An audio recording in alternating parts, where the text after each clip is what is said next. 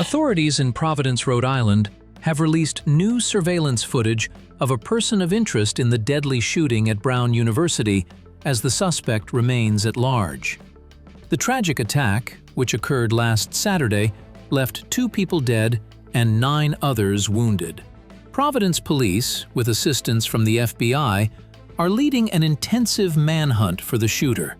As the investigation enters its 5th day, officials have urged the public to review any video footage from nearby cameras. The new footage shows a male, approximately 5 feet 8 inches tall, with a stocky build. He was wearing all black and had his face covered. The FBI has announced a reward of up to $50,000 for information leading to the identification, arrest, and conviction of the individual responsible. When it happened on Saturday night, obviously it was chaos, and there was a witness that stated that he might have been in his 30s. At this point, we're still just looking at the picture. We haven't identified ages or anything to that point. And as far as whether he's a problem student or anything, we don't have any of those answers. No. Colonel, in one of the new videos prior to the shooting, this person of interest is seen running. At this point, do you have any inkling why he's running, or where he's running to?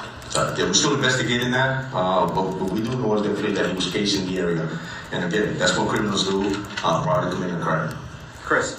It appears that the FBI and PD, when I'm looking online, it looks like they're releasing separate videos at separate times. Are you guys still coordinating, or how are we doing? Well, you're going to understand that there's a lot of people upstairs, as the general stated earlier, and we're trying to ensure that we do this for our job and collect the evidence and that we need, and we want to make sure that everybody has especially you guys in the public. One thing I want to make sure is that the community is safe, well-informed, and stay confident in the work that we're doing. So yes, there was a video that was released, but we also were working on another video, and the purpose of this. Citizens can contact the FBI at 1-800-CALL-FBI or the Providence Police Department at 401-272-3121. Tips can also be submitted online at tips.fbi.gov. Meanwhile, President Donald Trump raised questions about campus security, criticizing the university for not having enough surveillance cameras. Has Kash Patel told you why it's been so difficult for the FBI to identify who the shooter is? Well, it's always difficult. So far, we've done a very good job of doing it with Charlie, with, the various times this has happened. They've done it in pretty much record time. But you'd really have to ask the school a little bit more about that, because, this was a school problem. They had their own guards, they had their own police, they had their own everything. But you'd have to ask that question really to the school, not to the FBI. We came in after the fact, and the FBI will do a good job, but they came in after the fact. Do you know if it was targeted, Mr. President? No, they don't know that. Rhode Island Attorney General Peter Nerona has defended the investigation, calling it really well, and urging the public to remain patient as the search continues.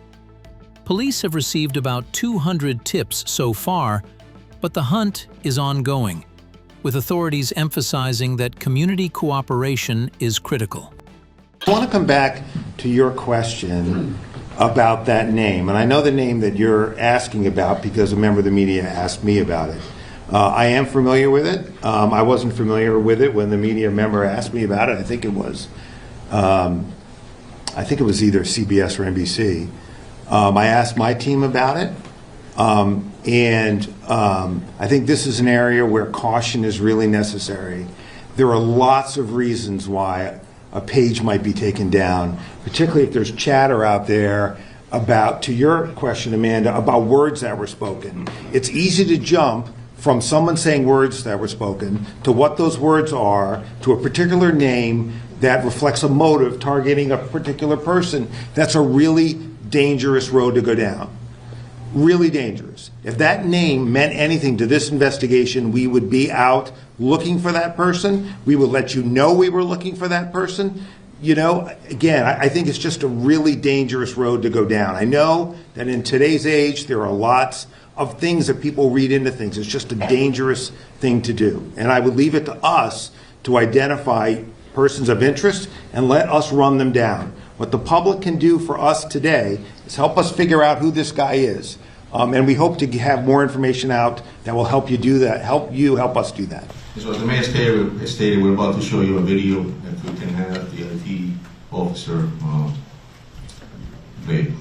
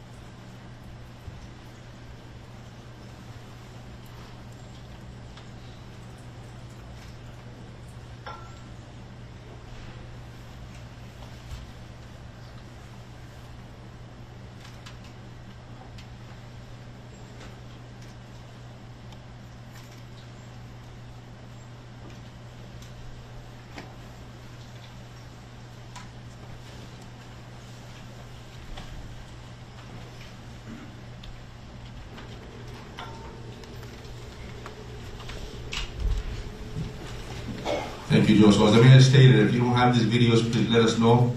And the reason we have shown these videos, there's a purpose, right? So as you can see, they're enhanced photos, there's enhanced video footage.